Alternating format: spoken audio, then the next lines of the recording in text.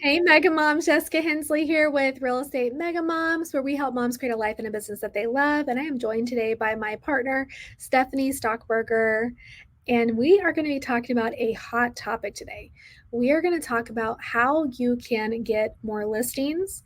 I think with everything going on in the market, a lot of agents are seeing the power in listings. We've always preached being a heavy listing agent. That to me gives you more leverage. It's the best strategy as a mom, where you have more control over your schedule. But some people are afraid of listings. So we're going to talk about how we're getting these listings, what are our top 5 sources for getting listings, and we may throw in a few bonus sources as well. Okay, so we're going to start with telling you the 5 sources, and then we'll talk about each one later. So the first one is our past clients and sphere, of course. I think about 70% of my business comes from past clients and stuff. I'm sure you're right up there too, right? Yeah, I'd say about 65 to 70%. Yep. Mm-hmm. Yeah, if you've been in the business for a while, then you do have those repeat people if you did a good job for them. So that's a good sign. The next one is ISO post. And remember, we're going to go through the details of how we're doing that with each of these at the end. And then the third one is leads from our website. How are we generating and turning these buyer leads into sellers? The next one is for sell by owners and expireds. Yes, they are still out there, and there is still some strategy to getting those. And then direct mailing. Direct mailing. So those are the 5 top lead sources, and we do have some bonuses we'll talk about at the end. So let's start with past clients and sphere stuff. How are you turning your past clients and your sphere into a seller lead source? Well, I think the biggest thing is to stay in touch with them. And that's about, having a database. And, we can only be spread so thin and then let things drop through the cracks. So having a database and working it. So the first thing that we do is open up our database and make sure that we're looking through it and touching base with those clients and continuously doing that. So every day you should be looking at that. And if you haven't talked to Miss Smith for 6 months, and she is one person that you're going to get referrals from continuously, you better be calling on Miss Smith. You better be dropping by and talking to Miss Smith. If it's been 2 years, you've not done your job. And I think it's really, you have to care too. You can't just call up Miss Smith and say, hi, Miss Smith. Okay, bye, Miss Smith. I mean, look through, if you're Facebook friends with her, like look through Miss Smith and see, like, has she gotten a new dog? Does she have new grandbabies? Did she get married? Did she do all the things? And hopefully you've sent Miss Smith congratulations like throughout the years, or, all those kind of things. And like, have a relationship with Miss Smith. And that way, when you call Miss Smith or drop by Miss Smith with a, bouquet of flowers or whatever the case is, she's like not going to be surprised that you stop by. So one thing that Jacob, my son, had mentioned to me the other day is that really kind of set in with me. He's like, I really appreciate the way that you genuinely like care in the way that you talk to people. Like you actually have a relationship with them. And I'm thankful that that is the one thing that I'm able to do, because it's the one thing that I enjoy. And I really didn't put that into a database until, it's probably been like 7 or 8 years until I really put it into a database, just because I thought I could control it in my head.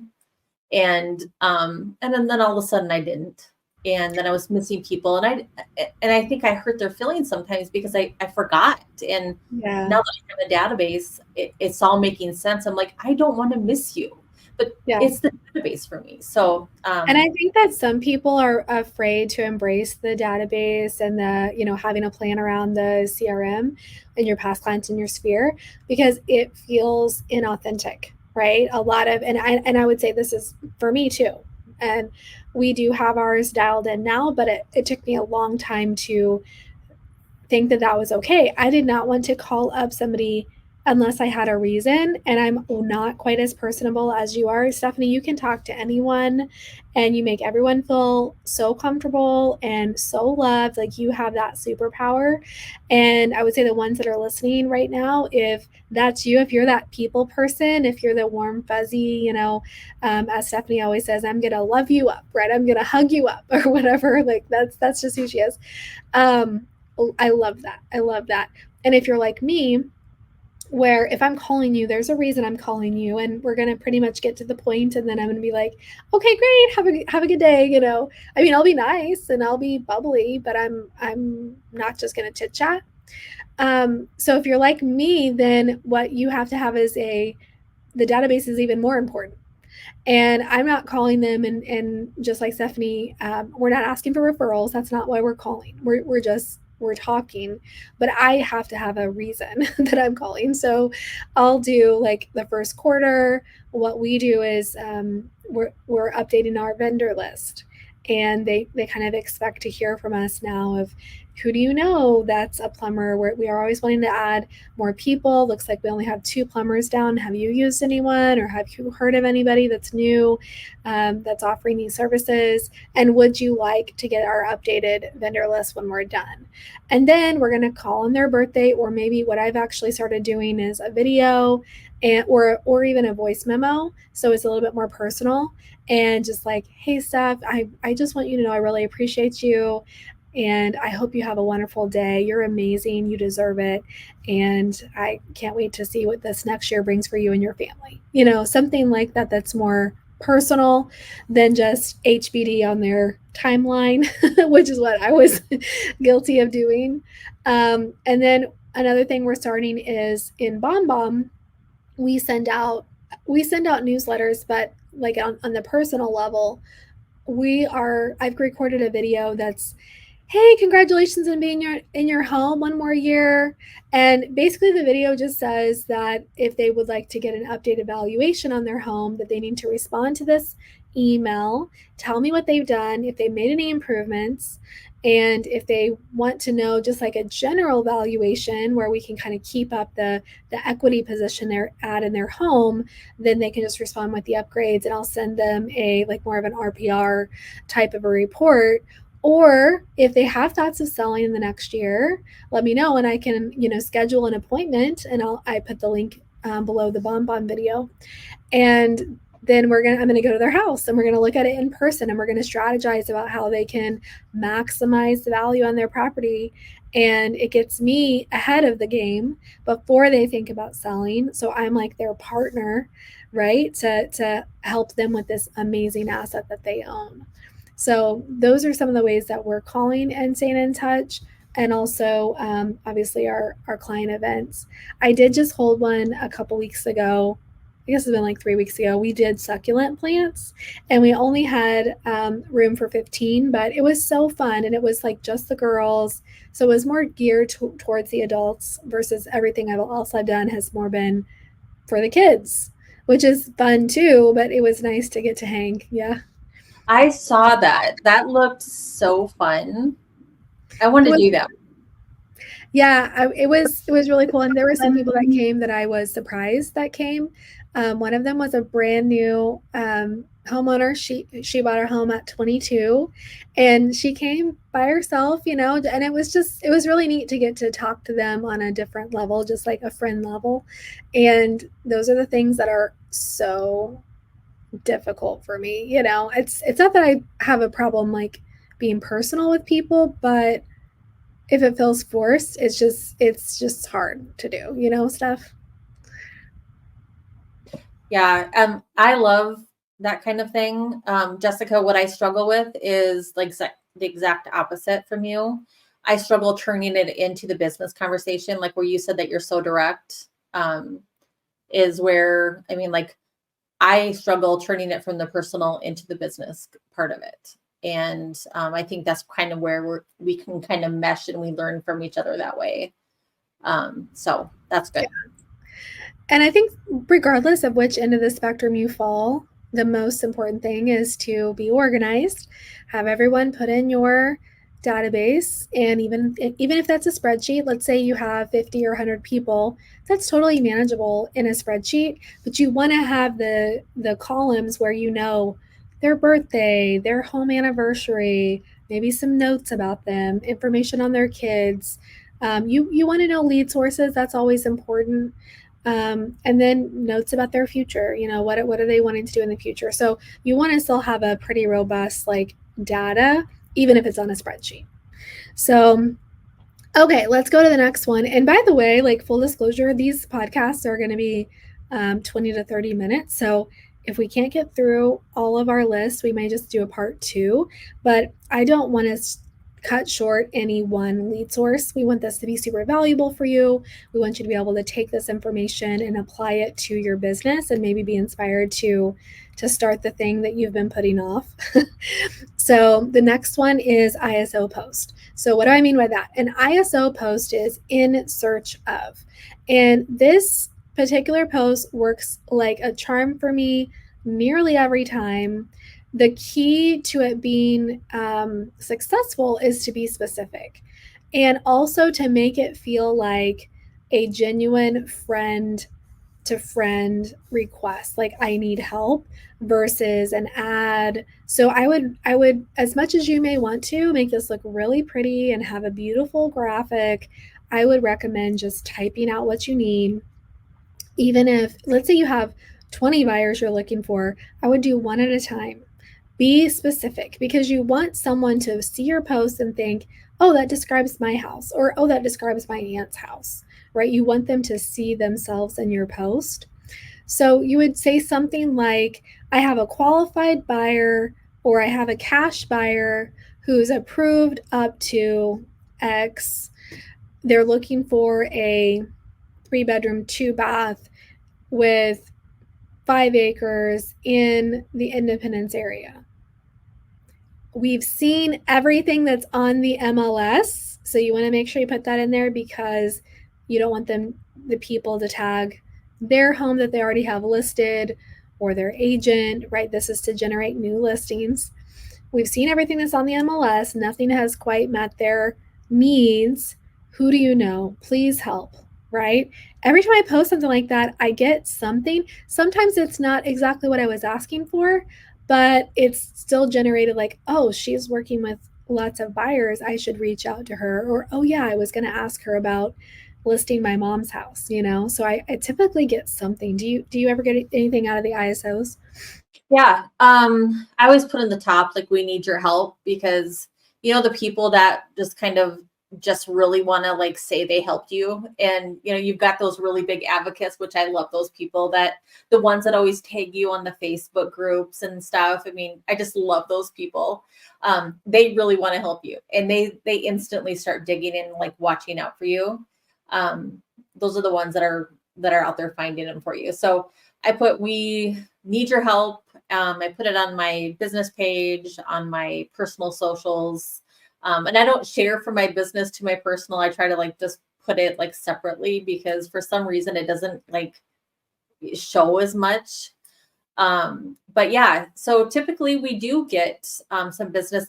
Not normally do we find the house for them. I mean, I would love to say that we find the house. Sometimes we do. I mean, I can say we have maybe a couple times, but yeah, so we do find some business that way. And I think those are the most fun. I mean, that is why I love this business. Is, I mean, I really like to dig, and those are the ones that just inspire me to get up in the morning and just start digging for houses. So if those can kind of perk business for either that buyer or another buyer, or even if I find something for a colleague that maybe they're looking for someone and I can find something that way, I just love it. So, And Stephanie, you saying that reminds me, I feel like I've heard you say you will literally pick up the phone and go through your list, your contacts list, and ask if they know. Like, you'll personally do this ISO. It's not a post, it's actually a phone call. oh my gosh, yes. Oh, yes. And rummage sales. I mean, this is like the most fun part of it for me. I don't know what it is. It's just like lights my fire. So when I don't have those digging situations, I feel kind of bored. What do you say? And how do you go about that? Um, that I have, well, typically, like, if the calls that I make are someone that like, I don't just call someone that I don't know. Like, if I'm going through my list of people that, like, I know, like, hey, I'm looking for a buyer that is looking for a certain neighborhood. Do you know someone in that neighborhood? Oh, you do? Like, do you think that they would know someone that's maybe looking at listing a home? And that makes you look like a hero. Like, you're like really digging, because it's like, wow, why would you call me? You calling me to see, like, I don't even live in that neighborhood. And So I also think it's like the kind of like a gossip a little bit, like, oh my gosh, I'm yeah, looking for somebody, that's what it reminds me of. I love it. why are you calling me? Like, I don't even like live there. And I'm just like, because you know everyone. Because, like, I think last time I talked to you, you knew like someone that knew someone. And I'm like, maybe you know someone. I don't know. So Yeah, that's good. I like that stuff. So yeah. yeah, and you can do those ISO post in your business page, like Stephanie said, and also in groups, so it doesn't have to be limited to your personal page. But I think I get probably some of my best results from my personal page. I haven't been brave enough to call people like Stephanie, so maybe I gotta up my game a little bit here. You do something to do, honestly, and, the people that I'm calling here, those are the ones that they like to be, they're just like the people that when I say that they're out marching the streets for you, they're the ones that like to be in the know. And all of a sudden, they might wanna call someone just like, "Hey, I heard of someone that wants to know something." Yeah, yeah. It's like it does feel like this. You're in the inside scoop. You're in the cool clip. Inside. Okay, the next one quickly, and I think we'll probably have to stop here, but leads from our website. So I was just telling you stuff that anybody, or let me back up. All of our marketing efforts, including our signs, anything and everything we do, points to our website. So that includes with EXP, and I'm sure other brokerages do this as well, but we can actually get a writer for each listing with a QR code, and it'll point them, like, we'll assign the QR code, we'll point them to our website, to that particular listing. So it goes on the sign, so they can scan it and they can see the inside pictures, or they can see the 360 tour, or all of those things. Well, anyone that checks in on our website, we call them, and we typically will call them most recently active. So if they were on the site today, we're giving them a call. Hey, I saw you were looking at our new listing, 123 Main Street. Just wanted to see if you had any questions about that. And we'll normally just stop, and let's say they say no, like, oh, okay, well, have you been looking for a house very long? How soon are you wanting to move? And we'll talk to them for a little while. And a lot of times we uncover that they have a home to sell. So I mean, a ton of the listing appointments I've been on this year have actually came from our website. Also, Google points to our website, but the main thing here is you have to have a website that's going to capture their information, right? That's why we use KV Core, since we're with EXP and that's what's provided. But there are a ton of different website providers out there that have this feature. And once they get logged in, or give you the information on your website, you have it and you can call. So I know that there's a lot of people out there that just sleep on that, either they don't have one, or they're not utilizing it properly, they're not pointing people to it, because it doesn't do you any good if you're not posting and pointing people. You got to point them to the place you want them to put their information. Yeah, so we are actually switching over to KB Core. So I've been with EXP for a little over a year now, and I hadn't switched over. So I am in the midst of doing that. We're with Delta, which was my old company, and I hadn't really done much with that website. I have not pointed anyone. I do get some leads from that. Actually, I know that my customers every once in a while will use it. I just actually got something right before we got on today. A client was on there and had asked for information. So but I am excited about the KV Core, and I'm going to start using it. So I'm really pumped about it. Yeah, it is good. I'm excited for you. And the key will be to have somebody assigned to watching it every day, watching We'll who take up. is checking in. Yep, absolutely. And when we do that, we uncover opportunities every time.